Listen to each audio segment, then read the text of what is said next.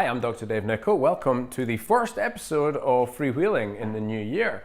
Happy 2019. I know it's going to be an awesome one. Now, today, I just want to read you a quote from one of my VetX Thrive members.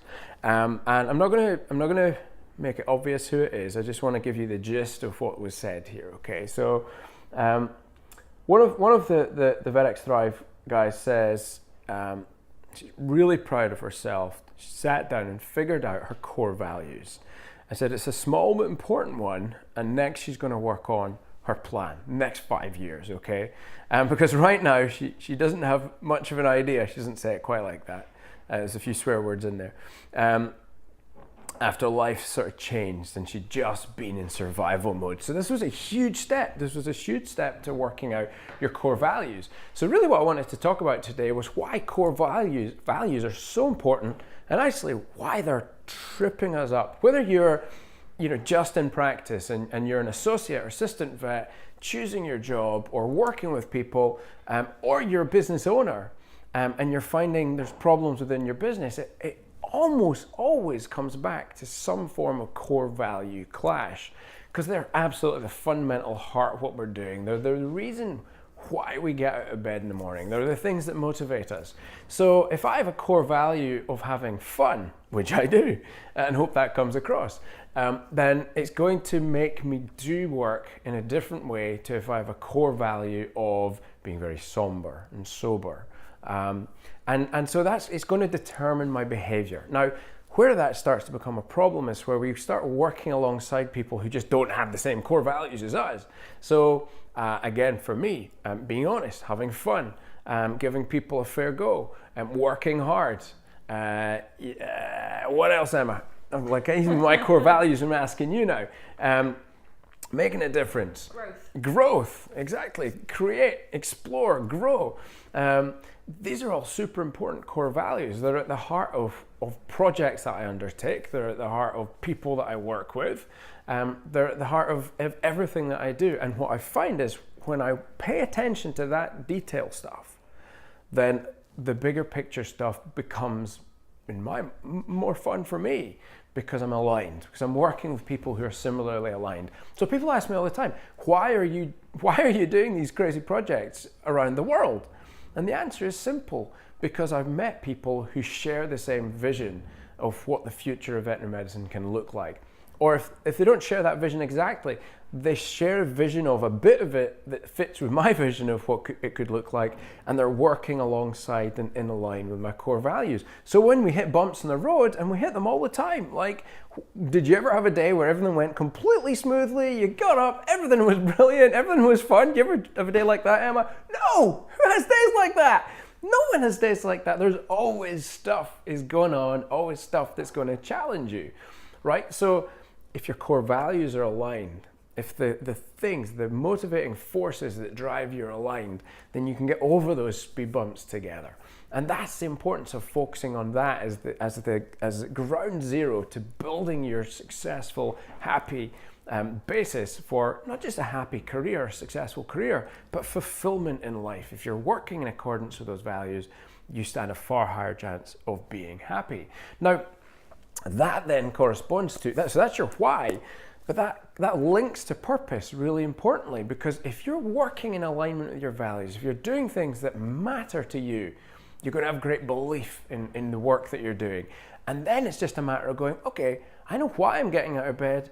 What am I getting out of bed to do? Like, what is it I'm on this planet to make a difference for? And that's what my VetX member was starting to get into, the real meat of the big questions. Before you start running off in some crazy direction, whether it's with your career or whether it's with a business, so much better to stop and ask yourself, why am I doing this? And what do I want to achieve? What does the future look like for me? And I think that's what we often don't do. When we get into practice, our moment of achievement was getting into practice, so of running a business. When we get into veterinary medicine, our moment of achievement was becoming a vet. And we think that's the end. But in neither case that's true. In both cases, that's just the beginning. In business, we're probably a bit better at that because we build out plans and forecasts. And often those forecasts look at growth, but often they don't look at the why. They don't incorporate our values. So we end up doing all this work, and we might grow a big, happy or a good business that's successful financially, but we hate working in it. Okay, and if we're in a career, then we might get to the point of saying, okay, great, I've graduated as a vet, and now I just dive in and I'm in survival mode. I'm just trying to cope with all the demands and pressures that are on me. And when you don't have a plan, when you don't know what your values are, you don't choose necessarily the right people to work with, the right job to work in, and if you don't know where you're going 5 years from now, then as the saying goes, any direction will do, but you're lost, okay? So that's why I think it's really important that you start then to map out what your plan is.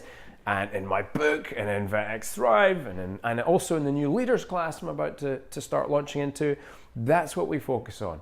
Whether you're an individual building your career, or a business owner, or wannabe business owner, or a team lead building something bigger that's collaboratively involving more people, it's still absolutely essential to have that plan, to know where you're going, to have a solid, clearly articulated purpose that aligns up with your values. For me, that's about exploring the world and finding out bits that are broken and how we can make them better. Then creating those solutions that help not just me to grow, I grow because I help other people grow. That's my purpose, okay? And that takes me to India to build training programs. It keeps me at home working on classes like Thrive and Leaders and building this whole VetX thing. And it takes me all around the world speaking at conferences, trying to share this information, because that makes me feel good that I'm helping other people grow. I'm giving other people opportunities. And that is completely aligned with my values. So my question for you from today's Freewheeling, this is me asking you a question for once. What are your values? Have you ever articulated them? And do you even know where to start? Okay? And if you have got those, then the next question to go is, okay, well, what's your purpose? Where are those values going to take you? Like, how are you going to work? What are your beliefs about you, about this industry, about the business you work with, and how can you bring these things together with a single focal point on the horizon somewhere that you can paddle that boat hard as hell towards? Because then you're not lost. Because then when the tough moments come, you can track back into the, why am I doing this? I know, because I've got to get there. And because I'm working with people who I share the values with, I care deeply about, and that's where the work becomes meaningful. Work for work's sake, that's not living, that's just waiting to die. Okay, that's just picking up a paycheck. Boring, not fulfilling, okay?